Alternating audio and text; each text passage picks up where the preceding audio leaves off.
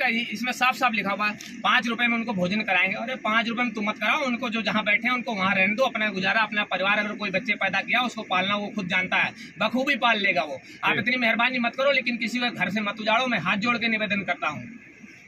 सोनू पांडे जी, आज मैं आपके कुछ खास मुद्दे पर चर्चा करूँगा, कुछ खास बात करूँगा आपसे। आप खुल के बोलते, बेबाक बोलते हैं।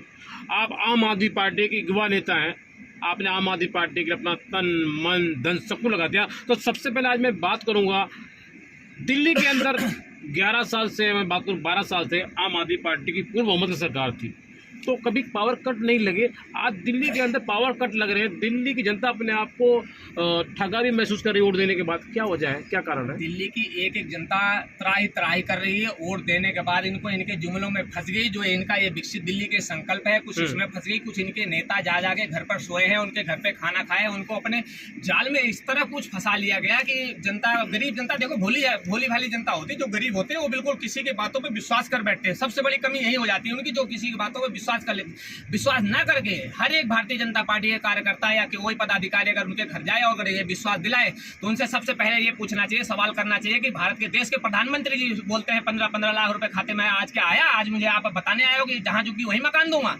आपके प्रधानमंत्री जी बोलते हैं 2 करोड़ युवाओं को रोजगार दूंगा। रोजगार, आज इतने युवा बेघर हो गए हैं, बेकार हो गए हैं, पढ़ लिख कर 20 लाख रुपए खर्च करने के बाद रेडी पटरी पे पकौड़े तल रहे हैं। उनसे कोई सवाल करना नहीं चाहता। हमसे तुरंत हर भारतीय जनता पार्टी के नेता जो घर पर सोने आए या गुमराह करने आए, आपसे वोट मांगने आए, उनको सीधा यही जवाब देना चाहिए। देश के प्रधानमंत्री जी श्री नरेंद्र मोदी जी की जब बातों में सच्चाई नहीं, तो मैं आप तो एक कार्यकर्ता हूं, मैं आपकी बात कैसे मान लूं। और सबसे बड़ी बात, देश के प्रधानमंत्री हैं श्री नरेंद्र मोदी जी, वो अपने आप को देश के प्रधानमंत्री कहते हैं ना। आप ये बताइए, देश के प्रधानमंत्री है वो, ये केवल भारतीय जनता पार्टी के प्रधानमंत्री? फिर वो भारतीय जनता पार्टी का लोगो यहाँ लगा कर हमेशा क्यों रखते हैं, कमल का फूल का? ये बताइए, ये सबसे बड़ी गलती है उनकी। वो देश के प्रधानमंत्री कैसे प्रधानमंत्री है जो भारतीय जनता पार्टी का, बीजेपी का कमल का फूल का लोगो लगा के घूमते हैं?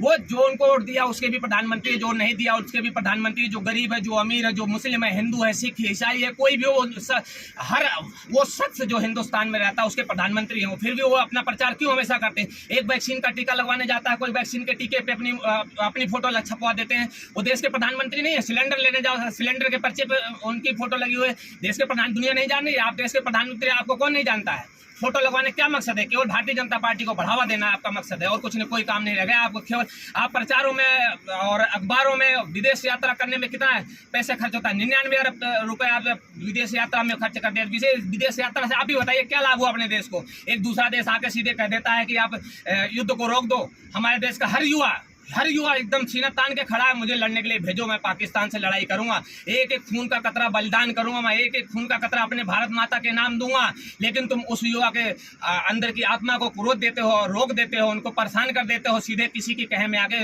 अमेरिका के राष्ट्रपति जी आके कहते हैं आप युद्ध रोक दो, नहीं तो हम आपको कुछ न कुछ धमकी दी गई, कुछ न कुछ बोला गया। युद्ध कैसे रोक सकते हैं? अपने देश के साथ गद्दारी कैसे कर सकते हैं? ये कैसे प्रधानमंत्री अपने देश के? कहते हैं 56 इंच की छाती इनकी। मैं दिखाना चाहता हूँ, मैं बताना चाहता हूँ, जनता से पूछना चाहता हूँ, कहाँ है 56 इंच की छाती? 56 इंच की छाती कब मानी जाती? पुलवामा हमला हुआ, पुलवामा हमले 2000, कम से कम 2 लाख पब्लिक वहाँ, इतनी भीड़ भाड़ में कोई भी वहाँ पुलिस वाला नहीं। चलो कोई पुलिस वाला नहीं, लेकिन फिर भी बाहर के आतंकवादी आते हैं, आतंकवादी आके लोगों को वहाँ इतनी बुरी तरह से गोलियां मारते हैं। 27 आदमी को सीना छल्ली कर देते हैं। कोई उसमें बिल्कुल युवा है, शादी करके गया हुआ है, कोई किसी का बीवी है, किसी का बच्चे है, किसी की माँ है, किसी की बहन है, और मार के आतंकवादी सीधे बॉर्डर पार करके चले जाते हैं। कैसा है 56 इंच का आपका सीना प्रधानमंत्री मोदी जी? मैं आपसे पूछना चाहता हूँ, बताइए, ये 56 इंच का सीना इसको बोलते हैं? मार के आइए, NIA रिपोर्ट बनाती है, फर्जी रिपोर्ट बनाती है, फर्जी नकली आदमी को दिखाती है ये आतंकवादी थे, उसको रिपोर्ट बना के भेजती है। ये है देश के प्रधानमंत्री। इनका 56 इंच का सीना कैसे हम मान ले? किस हिसाब से मान ले? आप ही बताइए। अगर एक सच्चाई इनकी बता दीजिए तो मैं इनको 56 इंच का नहीं, मैं 100 इंच का सीना बता दूंगा। हाँ, ये 100 इंच का है इनका सीना। जितने वादे किए सब जुमले, कोई कहीं भी। अब रोक रहा हूँ मैं। अब मैं आप सवाल करूँ तीसरा।